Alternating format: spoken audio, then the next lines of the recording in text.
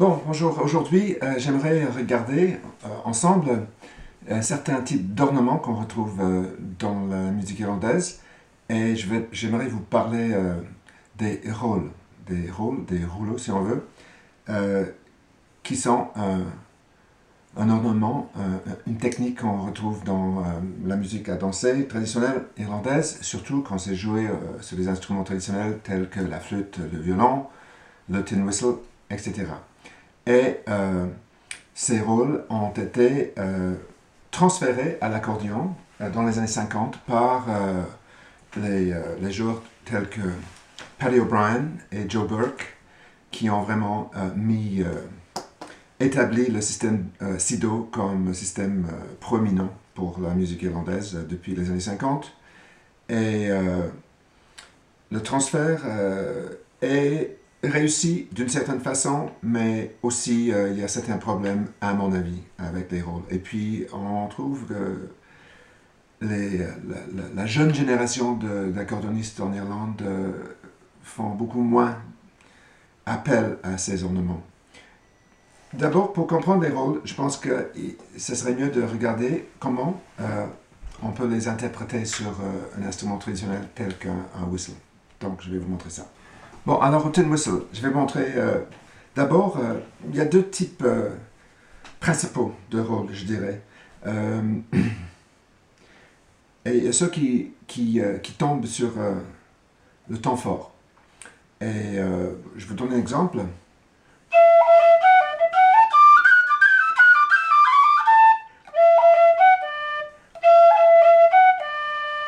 Voilà, ce qu'on peut, un long roll sur trois notes, pour remplacer trois notes.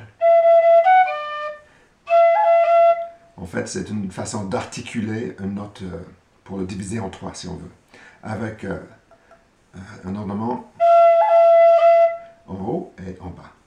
Voilà, un autre long roll serait peut-être dans le Musical Priest.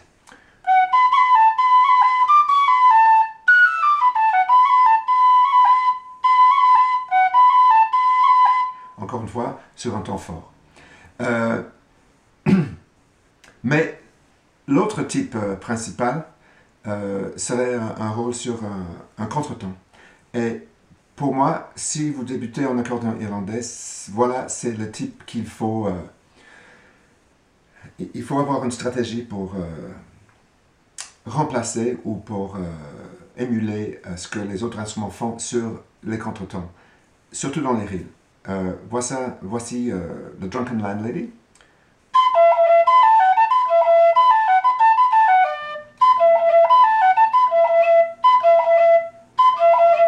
Voilà, c'est un roll qui est comme... il y a certains qui les appellent des short rolls. Moi, je préfère le terme offbeat rolls parce qu'ils sont sur le contretemps. En fait, ils débutent sur la dernière petite partie d'un temps fort et puis là, ils s'étirent sur le contretemps. Un autre exemple, The Silver Spear.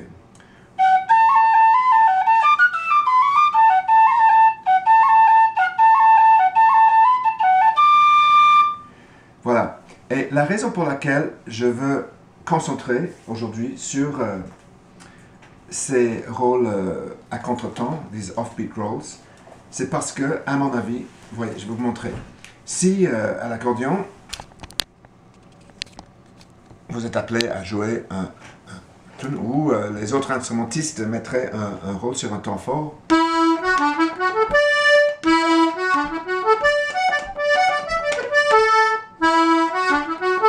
ou bien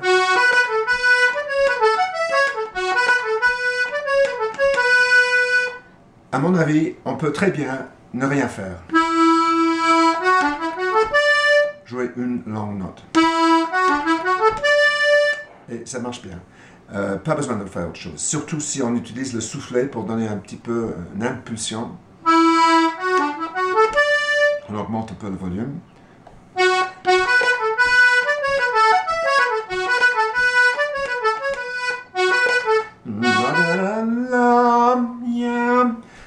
Ça marche bien. Donc, vous pouvez facilement apprendre plein de reels sans vous inquiéter des rôles au début.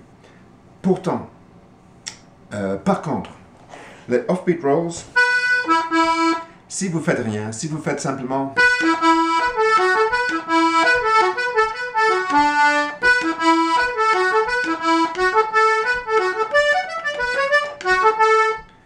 Vous allez vraiment arrêter la tune comme ça, d'un coup sec. Vous tuez en fait le rythme, ce que vous ne devez pas faire. Donc c'est pour ça que je trouve que c'est très important de développer des stratégies qui excluent les rolls pour ces situations-là au début. Et en même temps, vous pouvez pratiquer vos rôles à 5 notes. Regardons-les un petit peu à l'accordéon. Voilà, un rôle classique.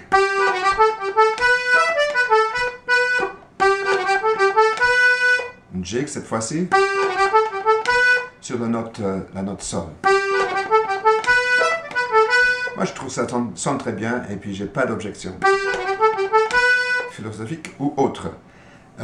Parce que, je vais vous montrer parce que la dernière note, la deuxième grace si on veut, le deuxième ornement, est un fa dièse. Et dans cette tonalité et dans cette même tune, il y a des fa dièses. Surtout dans la deuxième partie. Donc, pas de mal. Par contre, regardez, si vous jouez en ré majeur et vous voulez faire un rôle, disons, sur un temps fort sur un fa dièse,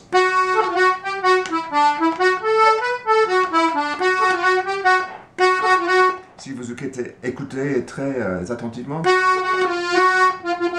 va vous frapper que la dernière décoration est un fa bécard et c'est hors tonalité. Et en fait, la première fois que j'écoutais des accordéonistes classiques et j'entendais ça, ça m'a fait quelque chose. J'aime pas ça.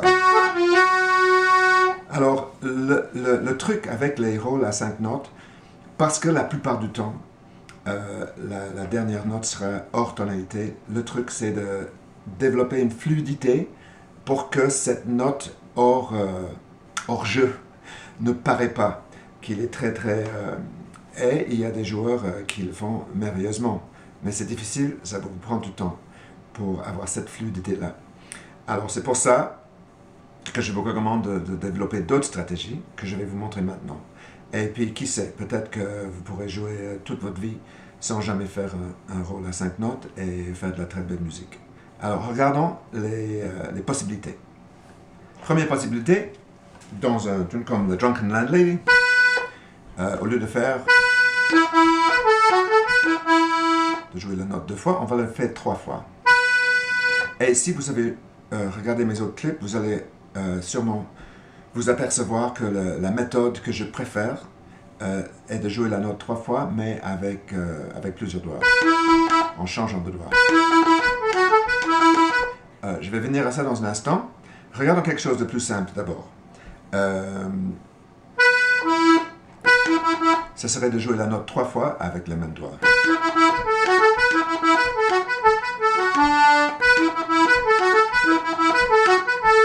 C'est déjà mieux que... donc c'est une stratégie de base. L'important serait de ne pas jouer staccato, de ne pas faire... mais de lever le doigt juste un petit peu, juste assez pour articuler. Et aussi, utiliser le soufflet pour donner un peu plus de punch à la deuxième note.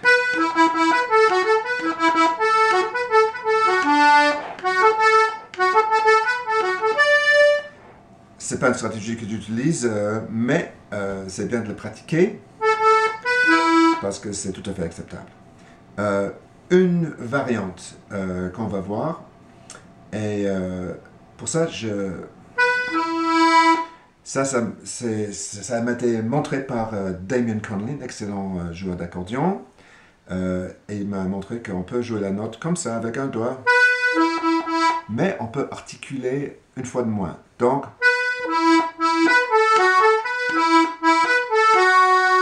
au lieu de faire, on fait, et puis on donne un peu plus de volume au milieu.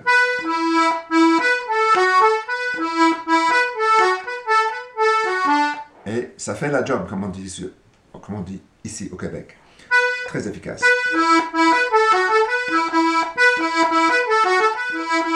Voilà, notre stratégie. Encore une fois, quelque chose de plus conventionnel, ça serait de faire ce qu'on peut appeler un demi-roll, un half-roll. Et donc, ça serait un roll, non pas à 5 notes, mais à 4 notes. Et on pourrait le faire comme... Donc, on fait... Et au lieu d'aller chercher un autre ornement comme ça, on répète la note principale.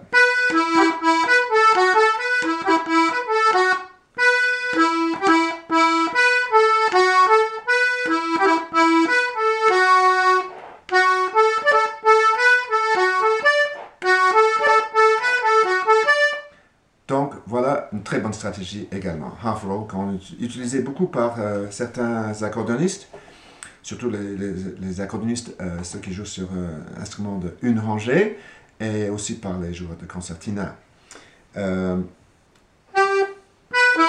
Autre stratégie classique, un triolet.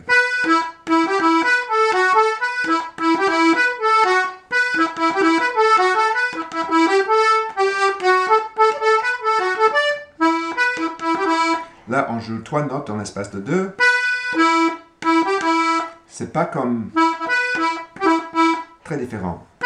On fait sonner la deuxième mi.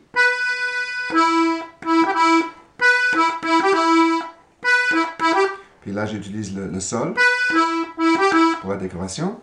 Et on pourrait aussi, dans ce cas-ci, utiliser le...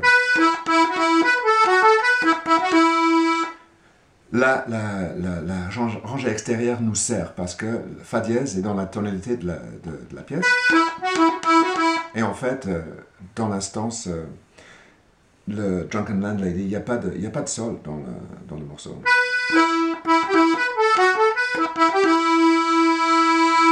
Donc, on peut dire que ça c'est plus juste d'utiliser un Fa dièse pour la décoration. Voilà.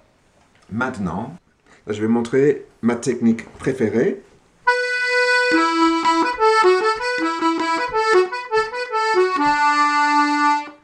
Que je dois à Noel Scott, un très bon accordéoniste de Boston, qui m'a montré cette technique dans une leçon qui a duré 5 minutes, lors d'un concert, après un concert, au moment où je débutais vraiment. Et ça m'a été très très utile. Merci Noel. Ça donne le même effet que...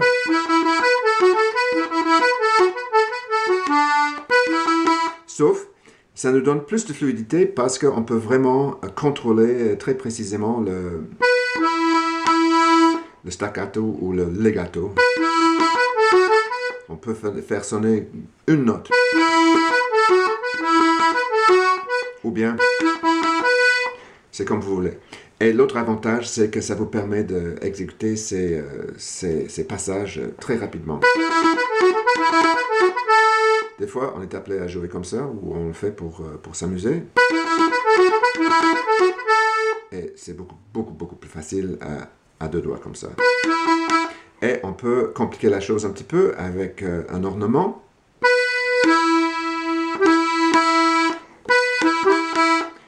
Ça équivaut à ce qu'on a vu avant, sauf que c'est un peu plus fluide. Donc, il faut faire 1, 3 et 2 pour la décoration.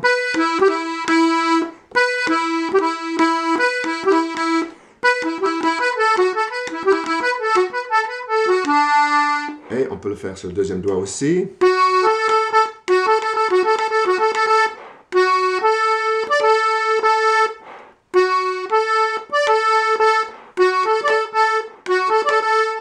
Voilà, ça c'est ma technique préférée. Et l'autre, la dernière chose que je n'ai pas mentionnée encore, ça serait un triolet sur le même bouton, à la Jackie Daly. Ça c'est les violonneux font ça, lorsqu'ils ne peuvent pas jouer un rôle, ou même quand ils peuvent. C'est emprunté, je pense, de la musique écossaise. Si un violonneux voulait jouer le passage suivant...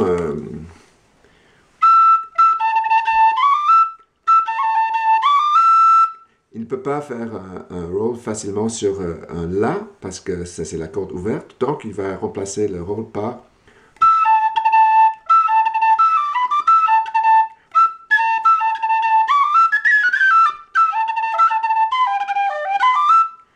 Ce qu'on peut faire aussi à la flûte, au whistle, mais pas tout le monde qui le fait. Mais Jackie Daly et Tony McMahon le font, ils l'ont peut-être emprunté de la musique des accordéonistes écossais. Et moi je le fais à la Jackie Daly avec les doigts 3, 2, 1. On joue la note 4 fois au lieu de 3. Au lieu de faire, on fait 1 et 3 autres.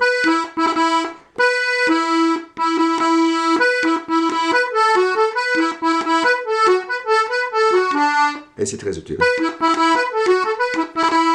Moi, je fais avec ces doigts-là. On peut le faire aussi avec d'autres combinaisons de doigts.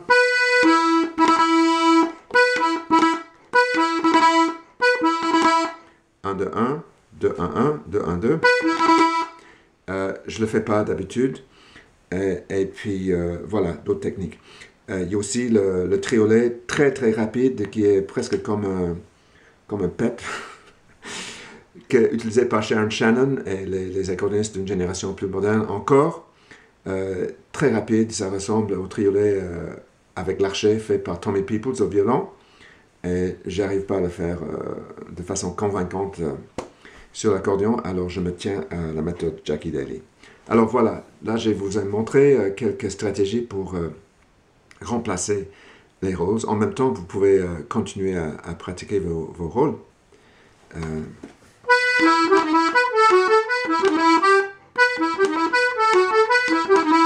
Et peut-être un jour, je vais vous montrer un autre clip pour explorer, pour essayer de peaufiner vos rôles à 5 notes. Mais pour l'instant, voilà des stratégies pour composer avec les offbeat rolls.